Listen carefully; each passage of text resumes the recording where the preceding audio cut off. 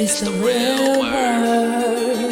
It's the real word. It's the real word. It's the real word. We on a mission and that's bringing y'all the truth.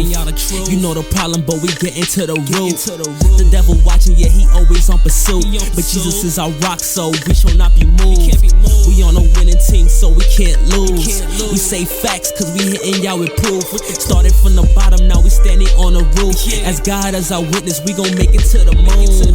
When you want the truth, the world be hiding it. This the real word, we providing it. We got Ace, BK, Truth, Rick Star, and we plan to make a movie like it's Pixar. We came a long way from the plantation. We just tryna save your souls from damnation. So if you down with the message, tune in every week. It will lead you to the message that you seek. It's the real word. It's the real word. It's the real word. It's the real word.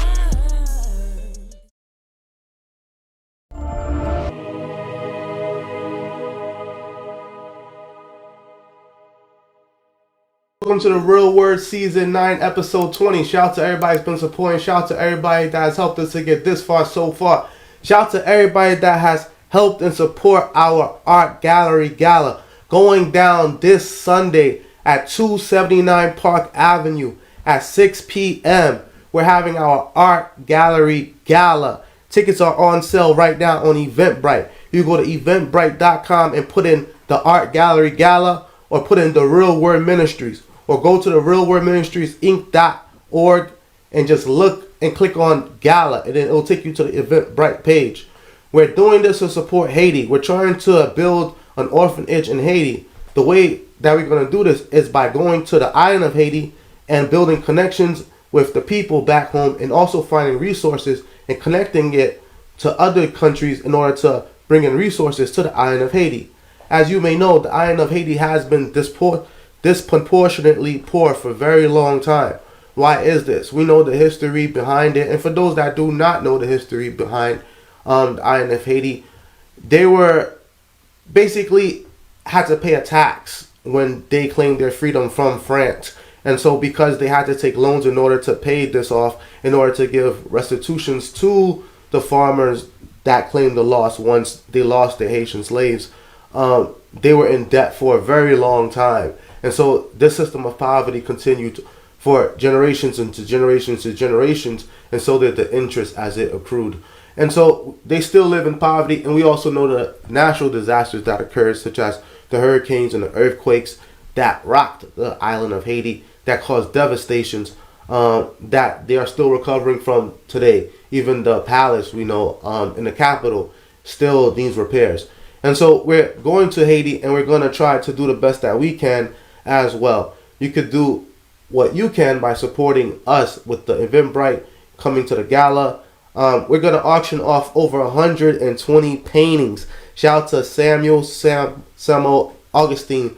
He was the first artist to donate his work. A portion of the donations go back to the Real Word Ministry. Shout out to him and all his work. And shout out to all the artists that are going to donate their work, and all the artists that are going to use their talents in order to help us to further this cause and to help those in need. So shout out to all of you, and thank you. We are nothing without you, so we are blessed that all of you are still here supporting us. So we want to thank you for that.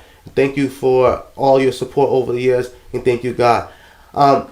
We have a very special guest in the building who's also an artist as well. Introduce yourself. We're still on the student Zoom account, so if it times out after 4 minutes, just log back in with the same code, all right? The same, okay. Yeah. You know, we got to keep it real on the real word. Of course we got to keep it real. Yeah, man. Not screwing around. We are humans. Yeah. There's two humans talking to each other. Yeah. So basically, I think the greatest thing is that you started off in the art world, and you evolved in art, and we're actually doing an art gala in Brooklyn, New York. And I think that's faith, where we all here coming together. And since you like to help and you're connected, you know, you should collaborate with us and help us out with this. You know, it's going down this Sunday, 7:30. You know, it's going to be crazy. But I'm in LA. I can only say that the people should come to your thing, obviously. And I can tell him, when we come back, I'm going to talk about the magic of art galas, the magic of what happens so people actually really have a gratification of coming to your event. What about that?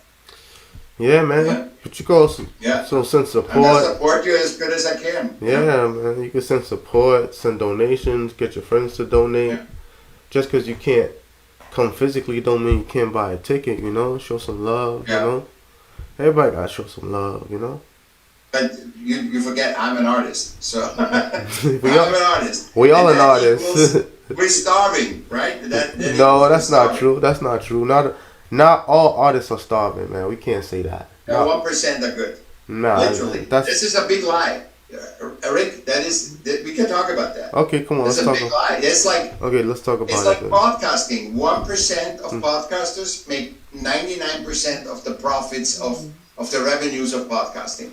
So what about Viral TV? videos. Do you think Viral TV? video. Do you think TV is like What? that too? 1% of viral videos make 99% of the profits or revenues that viral videos make. It's the same everywhere. But what are you saying? 3%. That's in the whole entire world. That's why they said they got the 1%. Everybody else is poor at the bottom. So there's always that top people that makes all the money. No, it's always the you know, everybody wants to be Elon Musk, but that's 1% of 1%. Hmm. You know what I mean? That's not you know, if you and I love to play chess, Hmm. both of us don't want to be a chess master. I don't want to be the chess champion. I'm good just having fun playing with you chess. Hmm. Playing for a couple bucks or something, but not being the chess, you know, the master, professional master, because it takes all the fun away. Hmm. You know? So let's go on the other Zoom. Let me call you. Oh, 2 more minutes. But yeah, what gave us the idea to have the art gallery gala was basically, shout out to Samuel Augustine. He was telling me that he does art, and I was like, you do art? Like, it's not oftentimes where you see men of color that's interested in art.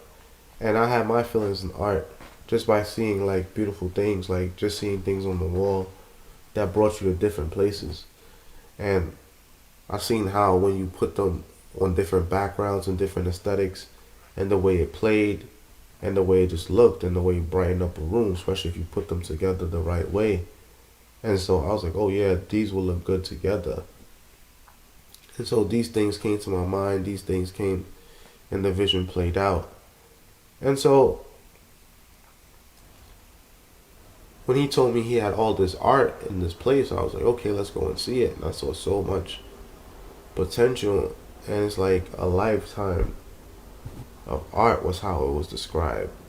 How somebody could go to different stages of their life and painted different things, but also collected different things throughout their life too.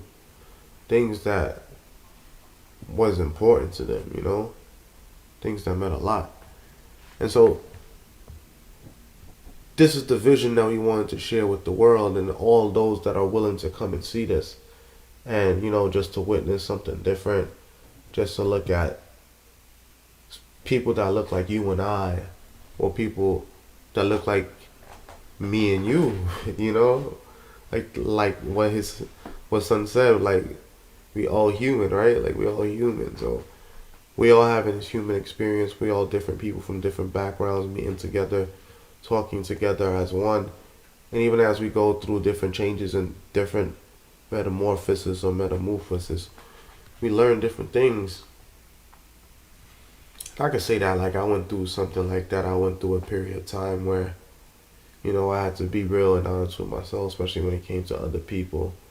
And one of the quotes that I heard recently was that, like, you remember all those times I made myself uncomfortable to make other people comfortable? And it said, yeah, like, that hurt the most. And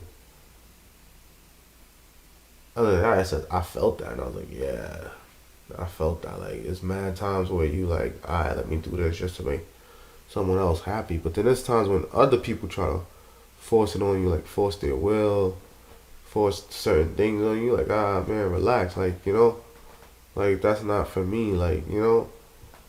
So, that's one of the things that I'm learning to do. Like, learning to just every day, like,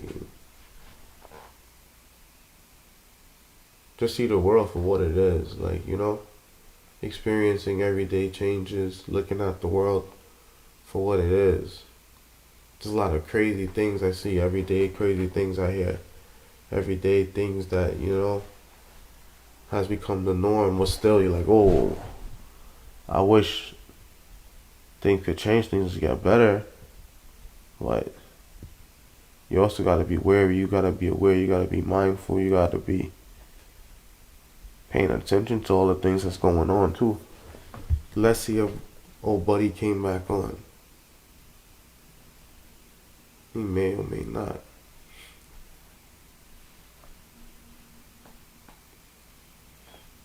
But yeah, this whole student Zoom thing is... But everybody's trying to make money.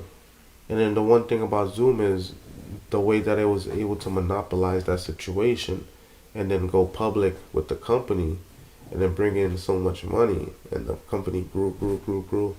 And the shares shot up. A lot of people that bought shares in early in Zoom, they made a lot of money. A lot of people like invested in these startup companies. They came up, you know, especially like another company that came up, food delivery companies. A lot of those came up when people did not want to leave their homes. Like Instacart became more popular. Companies like that, like more people started going to there, more people started dealing with that. And so those became popularized amongst the people, amongst the youth. I don't even know if old buddy coming on. But he jumped off early. He seemed like he was upset.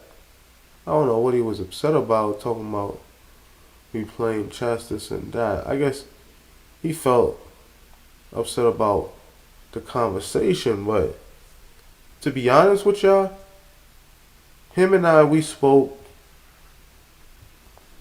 off camera. And so he was telling me how he thought I was a black French African that was living in Africa or Europe that came on because of my name. And he was speaking in some weird accent, speaking weird, like just talking. And I was like, okay, cool. And then he was like, yeah, you know, I thought you was from here, and you know, you might have been in Europe, you might have been over here, like what, I was an African on the run, like one of those Senegalese, one of those, I'm the captain now. Oh, he came back, let's ask him.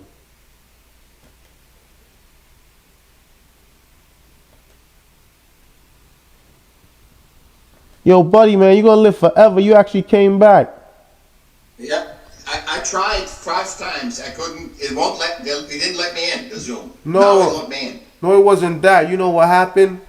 It's because it's a student account. Because after the 30 minutes, it now makes you wait 10 minutes before you could start another free stream now. Like, it's crazy. I didn't know that. I didn't know. I thought you could just jump on again. No, before you could, because I was just talking about that.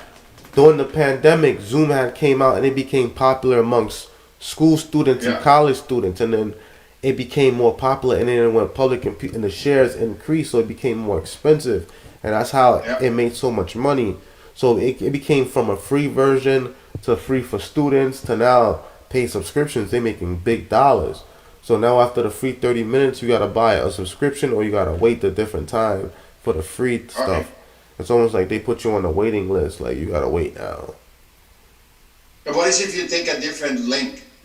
Send me a different link. No, it's not gonna work like that. Jump from link to link. No, because I gotta sign into my account.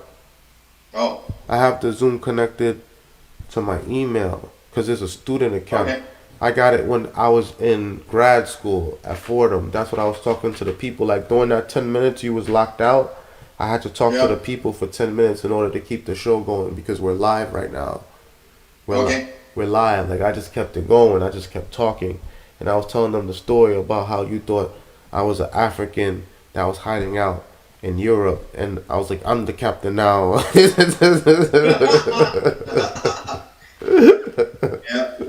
So, should we just keep going?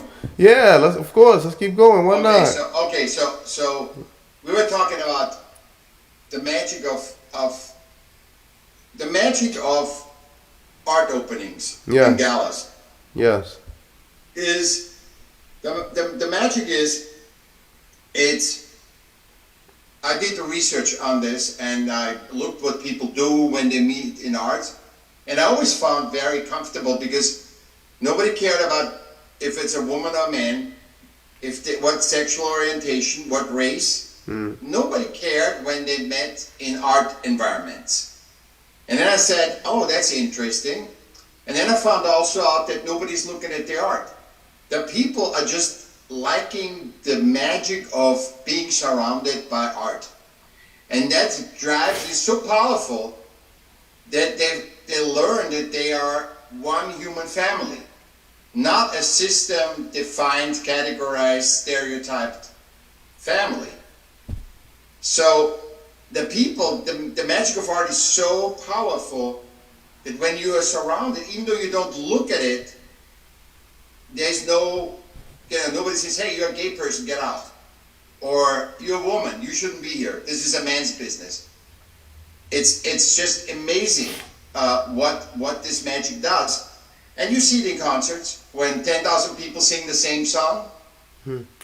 Where can you get that power? Tell me on which social network can you get that power? Nowhere. Art is our common language. That's our only language and that doesn't go just by language. Art goes by our 6 senses. And if you and I sing right now, the whole world understands. They might not like it, what we sing, but they understand our, if you do say a sad song, a happy song, an angry song, they understand it with their 5 senses all over the world. And nobody gives attention to this. They give attention to AI and all that stuff that makes us more, better worker animals, but they don't give attention to what we already have, our 5 senses. And then we are all one. And we just systemically so conditioned that we don't believe that anymore. We now think we are a product of systems. We are only system relevant. If you hear anybody saying, "Oh, we are not an animal. We're collaborative," I call humans a collaborative creator animal. Because look at New York, look at Singapore, look at all the cities in the world, look at Google. We must create. Creation is our first superpower. And when you suppress that and limit that, then people get angry, kill each other, wars come up. They need to, that fire of creation needs to be expressed. And not because of the products, but because of the creating. And that's why you need people freedom to express themselves in any way or form. The way it sounds like to me, it sounds like you was able to come out of the closet in the art community. What? Most people come out of the closet in the art community. No, I agree. No, it sounds like you did. I'm not the same as with your name. Huh? I'm hetero. Oh, okay. I came out as a neurodivergent because I'm dyslexic. I'm dyslexic and graphic. Wait, explain that to me. I'm not gay yet, Rick. I'm not gay yet. So What? Wait. It might be in 10 years I might be gay, but not yet. Wait. 60 years I'm not on the gay scale, on the homosexual scale yet. I have a lot of friends that are gay. I have a lot of friends that are different races. I don't care what you are, what your preference is. I care about the human being that you are. The reason why I asked you that question is because you mentioned it a lot within the art community. That's something that you seem to focus on a lot. the fact that you could be yourself within the art community. I think we're looking at it from two very different scope of things, right? The way I see art is just locating a piece of art like the ones on the wall here that you like and just putting it together in your house and enjoying it for yourself and those that live with you and those that come and visit you and other spaces that you occupy. That's how I see art. But I also see moving art, as in like art in fashion that we wear, and art in like in buildings, bridges, natural things like nature, and things that come together, and even nature paintings, you know, especially like the realistic paintings, like that one painting of the mountain with the rainfall, that everybody has with the waterfall that comes all the way down into the river. Like everyone has that, and so that's how I see art. But then I know that there's another side of art as well. That art where it's like the art and party, where it's like art, party, drugs, hardcore, like that's not art. That's not the art I mean. I mean I see where you're coming from. Yeah, I've seen that one time too. I seen that side. I was like, oh, what's this? And it's like they mix it all together. And you're like, oh, what's going on here? No, I see what you see is what my book Art Smarter for Art did. I separated the product. You like the product of art. So if I create art that you don't like that product. But it doesn't mean that there's tremendous value for me into creating that art. And I focus, like I'm not an expert on art product. I'm an expert on the art creation. You know, on the process of art creation. That's why I'm an expert. So, to understand what you can learn, because I've learned everything. I have no education. I learned everything from art creation. My wisdom, that I can engage with everybody, that I don't stutter, that I, can speak, that I'm a leader. I learned all that from art creation, not from partying, not from art partying. There's a complete different thing. Art partying is partying. It's just partying with artists. There's two things in art creation and the art product. And you talk about the art product, and I enjoyed the same thing. I'm not different than you. I just prefer the creating it. Because think about this, you created this podcast, right? That came from an inspiration of God or whatever you think. Yeah. It wasn't physical. You didn't have a podcast. You didn't have a podcast before you started the podcast. Yeah, of course. So you brought that in and you create an animal that we all are. You created the podcast. So, this doesn't work. I need to adjust this. And then you were thinking and you were talking to your non-physical self, like you were sleeping. And you wake up and say, oh my God, I know exactly what to do. And you change that and you tweak it. And now nobody in this society, very little people, few people, give a hoot about your achievement. They say you must be the best podcast or your podcast is the worst. But nobody focuses that you actually brought something in reality. You made something physical. Like that's what art does. It brings something in, a poem, a song, out of the ethers and makes it physical. So that I can enjoy your song. So let me ask you a question, because I've seen someone do it, right? Yeah. I was on a podcast where I was speaking in a certain cadence and then a certain rhythm of thought. Almost like a rap artist rapping on a beat. And so because of the way I was speaking and it was so melodic, it caused it to go viral. Like over 100,000 people watched the video. And over probably 800 people commented on it. And so it kept going. And then someone replicated the same cadence and beat of speech, but they implemented a different tone and subject matter. And so when they did that now, it had somewhat of a success as well. And I watched someone replicate it. It's almost like someone took like this piece, like like the piece with the hand, like this piece, Yeah. people replicated this piece so many times, but then everyone's piece always looks different. Like the hand with the Adam and the Eve, everyone has that painting, but it's been replicated so many different times. And then we see that in jewelry, we see that in clothes, we see that in sneakers. Like art and life has a way of imitating itself over and over and over and over again. So you being a creator versus to me being a consumer, how many pieces of art have you created in your life? Because you're over 60 years old, you told me. Me? Yeah.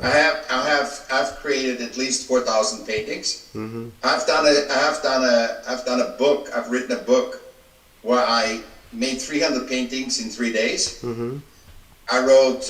Wait, 300 I wrote paintings in 6 books. Wait. I did at least 80 hours of TV programming. Wait. For Discovery and Arts and Entertainment. Yeah, I create everything. I did a CD, a music CD. Wow. Because I'm a percussionist. Mm. I create all the time. I flow all the time. I never have no flow. I never have writer's block. I don't have that. I don't understand why people have that. I have always. I can make up stuff with you right now. Like what? Like anything. So it's like do a scene. All right. So let me ask you a question, right? So let me ask you a question. Since you're talking like you're Mr. Rain Man, what do you think would make the Art Gallery Gala the most successful for this Sunday? I think to explain in your speeches, opening speeches, Mm-hmm. that why we do that. This is the language that everyone understands. Mm-hmm. This is the language that people should be aware while they are at the gala. They can have fun, but they should also know and be aware of. It's an awareness. You don't have to learn anything. There's no work involved. Mm-hmm. I'm a creativity awareness educator. Mm-hmm. So when people say, what would you say are the 3 steps? I say, I don't have steps. There's nothing to learn. Once you listen to this episode, you know. That's it. You can't forget it. So, because I don't tell you knowledge, I tell you wisdom. And wisdom is the human-centric knowledge, the experiential knowledge. And I would say to people, this is the magic of art. It just being surrounded by it makes us being one human family. Makes us accept everyone. You don't have to love him, you don't have to hug him, but it is exchange of human. It's not who's right and who's wrong, because there is no right and wrong in art, right? There is no right and wrong. Art wants to just be created. Mm-hmm. It doesn't have a systemic meaning other than if it's a commodity. If it's dealt with money, then it has a systemic meaning, because then it's a commodity. Mm. But I would say enjoy your time, look at the art, not that you have to look at every picture, but enjoy the music. You probably have music there. Mm-hmm. Enjoy the music. Enjoy being one human family. Mm. And if you do that, people will never forget that evening. I guarantee you. Mm. Because that's an awareness that most people don't have. They have it underneath. We all know that underneath. What I tell you, you know already. Mm. But you're not bringing it in your thoughts. Mm. And if I remind you before you do that, it brings that in your thoughts, and you have more fun, dancing with other humans. So you're basically saying that help them to bring their inner thoughts to the surface so that they may enjoy each other's company.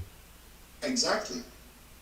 And then they will be giving. When you are fulfilled, when you are happy and fulfilled being a human, you care for other humans. You give, you buy. And that's showing your appreciation. Mm. You gotta, with a gala, you don't try to be all fancy or whatever. You try to be as human as possible.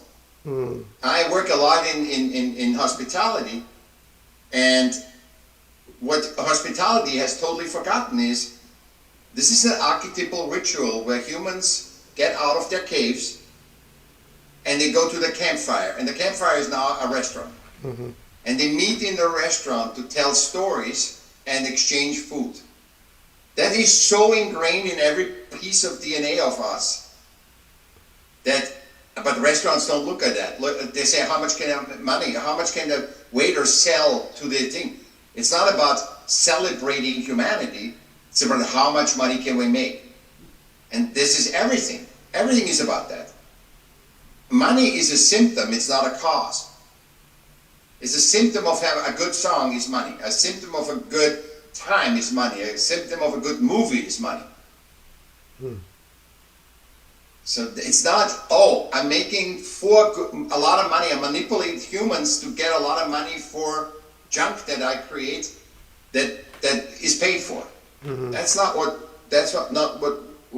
life is. Human life is more than money. And we've come to a point in human history where the beggar and the billionaire have the same problem, to worry about the money. But it's okay to worry about it. It's not, I'm not saying don't think, first of all, I love money. I think it's the best invention of the fire and the wheel. Because we can exchange and can do stuff. But I think if your mind is primarily concentrated that you have enough money or you can keep your lifestyle, that's not life. Life is not made about thinking about money, being involved in money. It's about making love. It's about sharing. It's about exchanging stories, about relating to each other, and growing with each other. Going through a family, raising children. That's what humanity is. It's not about, hey, get up in the morning and think about going to work and be straight and do that and that. That's all has its place. But that's not what life is. Everything money related. And we get into the lack. We get into a lack business. The world is abundant. And we all have in the lack of finances. Always. I told you, 60% of Americans don't, live paycheck by paycheck. It's the richest country in the world. And 74, we gotta have joy, not money. I think also what makes you a lack of money when you have no fun in life. So what about you? Do you feel like you have a lot of fun because you have a lot of money, or you feel like it's because you don't have money? I have no money. I have very little money, but I'm totally fulfilled. Because if I can achieve fulfillment, I must have always enough money. I always have enough money. Okay, but it's relative. From what I've learned, that phrase is relative to say, oh, I don't have money versus okay, I've seen someone that had $10 million in one account say that they don't have any money. I live from paycheck to paycheck, if that helps. It depends on how big your paycheck is. If that helps, like that's $2,000 or $3,000. That's it. So, but that's not. I don't care. That's not bad though. That's not bad at all. This is the problem because we are not honest with each other. People are not honest. Everybody pretends they're rich. Okay. We are a world of paupers that pretend to be rich and good, and then photograph themselves in one moment where they feel happy. And put that on the internet. So we all think everybody's happy, is totally rich, and only we are not rich. So we have to pretend to be rich. I'm not pretending I'm rich. Okay. I'm fulfilled. I'm very happy. Okay, let's just say that you're making $3,000 bi-weekly, right? And then you times that by 2. No. Monthly, Rick. Don't bump me up. Fuck, come on, man. I have 5 books. When I sell books, I make $3 per book. I made $58 last year on Amazon for 5 books. Now I have 6. And you gotta tell the truth. You cannot keep the system relevant. I am partying. I'm with very rich people. Also, I'm taking a bus. I talk to millionaires, and then I take the bus. But I want to take the bus. Wow. Where the drunkens and everybody is in there. I want to take that because that keeps me humble. You want to be like Jesus? I'm not Jesus. No I'm not Jesus. He's a great guy. I say you want to be like Jesus. I'm a part of Jesus, like you are. We all are part of each other. So speaking of rich and poor, would you say that Jesus was rich, or would you say Jesus was poor? Jesus was super rich because he got invited. He's like me. He got invited everywhere. Yeah. He has a woman taking care of him. He was the master pimp. Are you kidding me? He was the greatest. Oh, wow. He was invited by everybody because he was, he was above that thing. But it's not about Jesus, it's about all the enlightened people. Buddha, Moses, they all tell the same story in different ways, It sounds like you know the stories then. I have learned, I never could, I'm Roman Catholic, and I could never understand the religion. Then I wanted to marry a Jewish girl when I was 15 years old, Wow. or 14 years. I fell in love with a Jewish girl. And my religion 40 years ago said, no, you can't. You can go out with her, whatever, you can't marry. And I said, okay, then I quit the religion, because it's a system. Do you think Jesus would have anything against me if I would marry any race, color, or anything? No. No, he wouldn't. He is great. I have no. When I think about Jesus, I feel really good. So what did you do? Like everybody does. So what? I feel good. I feel this is the resonance I love. But when I think about the religion, any religion, I'm cold as ice. It just like shrivels up.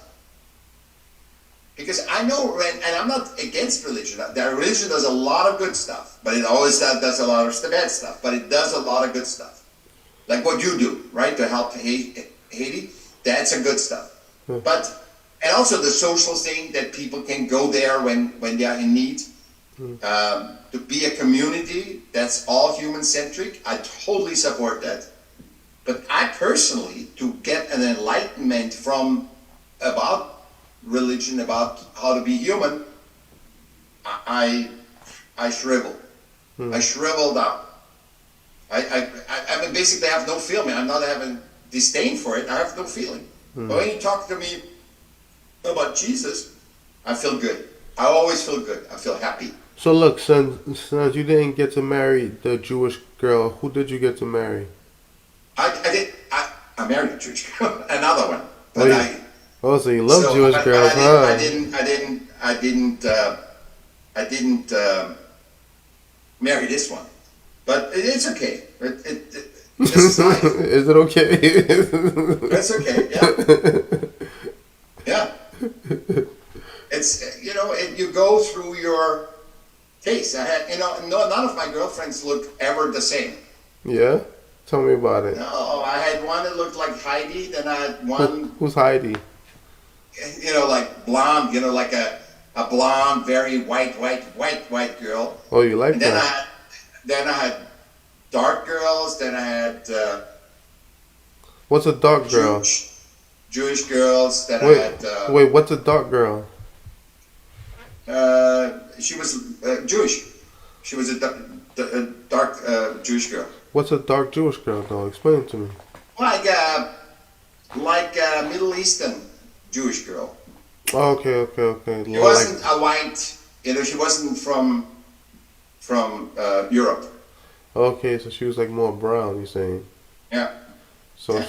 I mean, there's all kinds of Jews are all over the world because they were always persecuted. They're all over the world in every color and form. Yeah. But, yeah. Every color and form. Exactly. Yeah. So what's your favorite form then? When somebody has I'm totally away from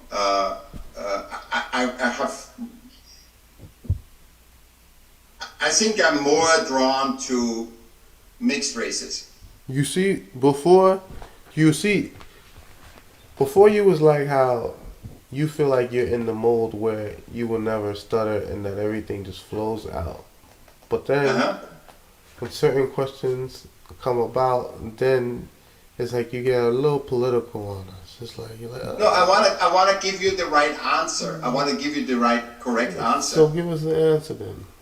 Because No, I give you the right answer. I want to, first of all, I have to remember. Don't forget, this was 20, 30, 40 years ago.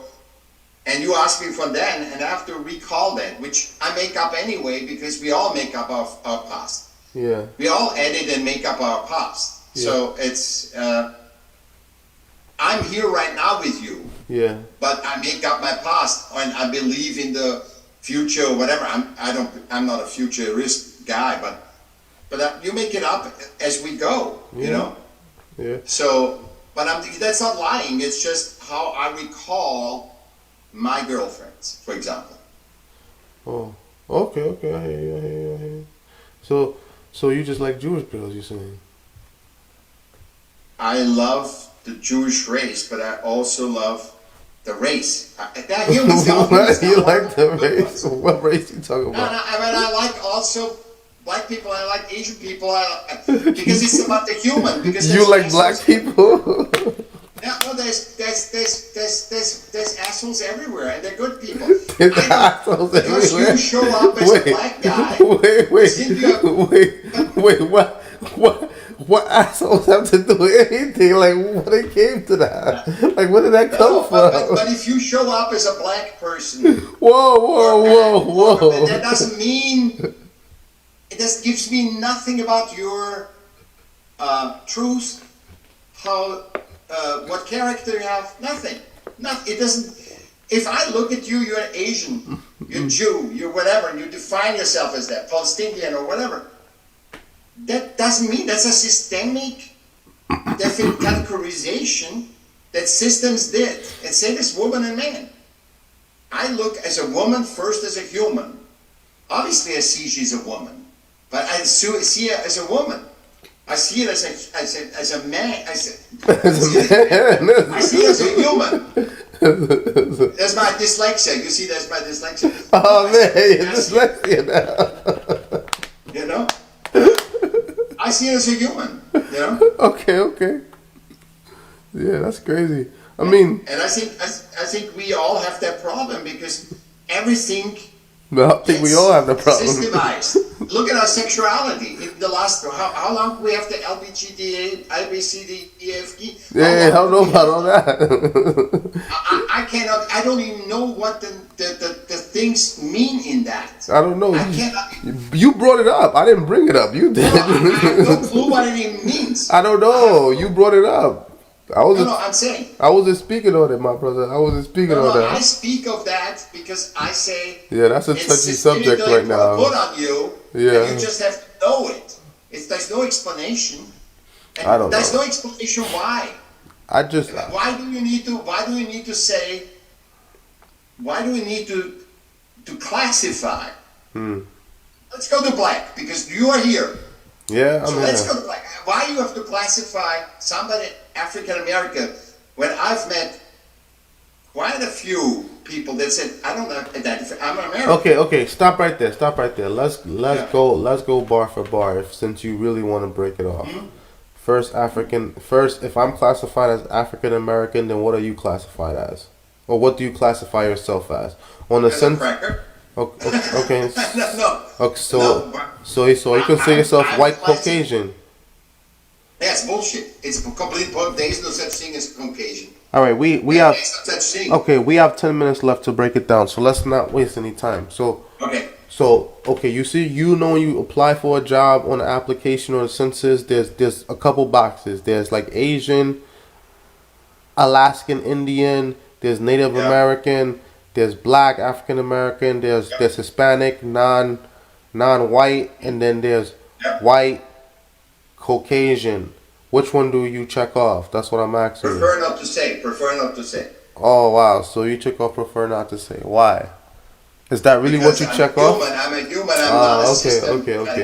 I'm not a stereotype. All right, fine. I don't identify as Caucasian. But at the same time, you're classifying me as African American. Yes, because I don't know how you classify yourself. That's why. So you're assuming again about me. Like that's twice you assumed about me. I'm not assuming because you say, "Hey, I'm a human." You could say to me, "I didn't say nothing. I didn't say anything." Again. Oh, you could have said that. You can't keep saying I could have if I don't say anything. I'm an adult like you are. Yeah, but we have to use a system to talk because language is a system. Yeah, and I'm talking just like how you talking, and I could talk for myself. Exactly. So I don't know where there's no misunderstanding between us. All right. So fine. Since you're classifying me as African American, I'm classifying you as white. So I'm classifying you as human. All right. So fine. Then I'm classifying you as human. So So we're both Exactly. human. Okay, so what's the next thing? Now? So the next thing is, how can we, what can we do with that so we are now at the same level of understanding? Okay, so now I think we can bring the best of us to the table. So see, we cannot, if I am classified as Caucasian and you are classifying yourself as African American. I didn't classify myself African American. No, I know. But if we both would not be human, but we would classify, I'm identified as this. I didn't identify as anything. You said you prefer not to answer. You said prefer not to answer. You said. I didn't say. Well, yeah, go ahead. Go ahead. We are both human. We already agreed that. We don't need to discuss that. No. Tell me what I said again.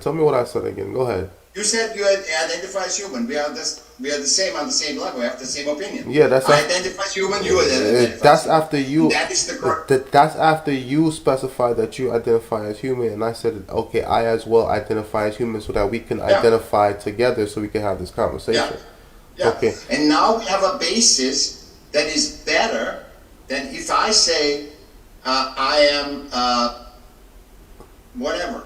And then you said, I identify as this. Okay, fine. You identify as something else. And then you said the next level would be education. So how would you identify your education as? Because you said a great level of your education is self-taught. Self-taught. So you don't have a high school diploma, you're saying? No. So, I had to repeat a class because I'm so neurodiverse. So how did you? I couldn't repeat classes anymore. I have no education. I have self-education. So like, how did you? Okay. How was your parents even able to stay out of prison by them not? Because I went to school, but I couldn't pass the class. If I gave you in Europe, don't get pulled with the grade. You stay. You're 15 years old and be with 12-year-olds. You're the big dummy. That was my education, my friend. And so how did you come in America and do that with no education? No education? You get in the plane and you drive here and look for a job. So what do you currently... That was 40 years ago, my friend. That was like 40 years ago. All right, so let's get to the point, right? How were you able to make a living as an immigrant that came to America with no education? 40 years ago? I was a houseboy. I was a butler. Okay, up until now. So when did you become successful is what I'm asking you.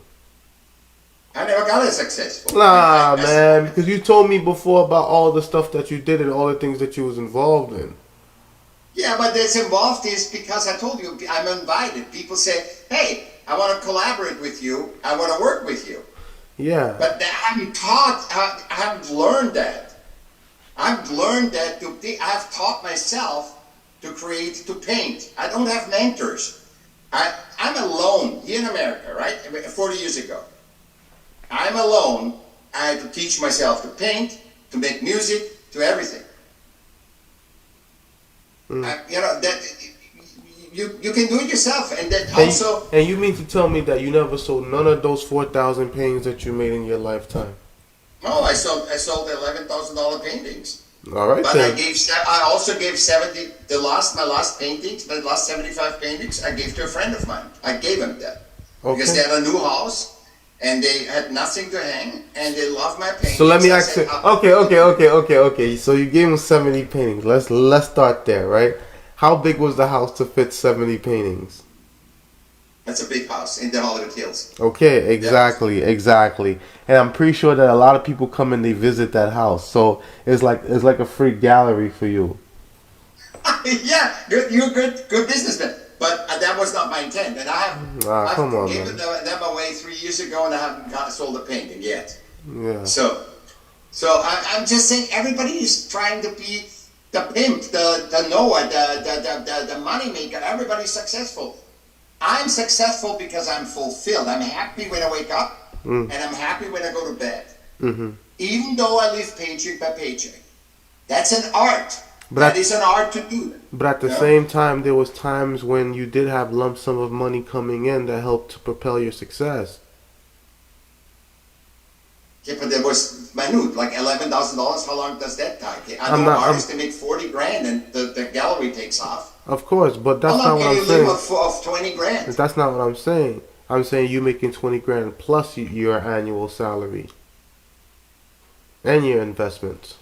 Yeah, but then you have to have. I don't have investments, and also you have to have a job. You have to have a job. Of course. If you don't have a job as an artist, often you don't have a job. You work in hospitality like I do. Yeah, but you're hustling But too. you don't have a job. You don't have a job, and you have to.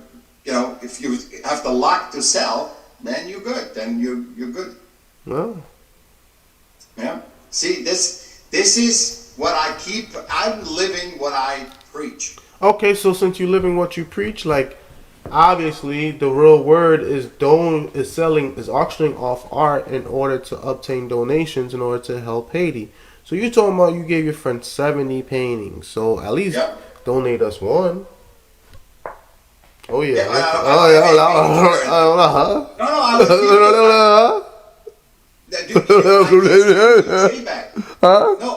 you know what, Rick? I sent you. If you want me, go on my Instagram. Look what you like, and I sent you a JPEG and have it printed and sell it. I don't care. Sell it as much as I give you a JPEG. What's it, a printed one? No, I just give you a JPEG, and you go in the printer in New York and have it printed and sell it. Oh, a JPEG? Oh God! PDF, whatever you want, a PDF. I don't have paintings, Rick. I don't have any paintings currently. I don't have any paintings. I'm writing. Wow, that's my focus right now. I'm writing. Wow, out of the 4,000, they're all gone? All gone.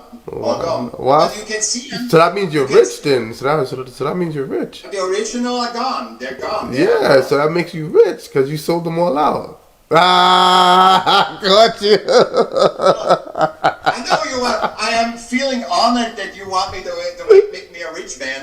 I'm not saying I love being poor. Oh Rick, man, I'm not saying that. You saying that? You're saying that you're practicing what you preach. That's what you said. And my last two sermons was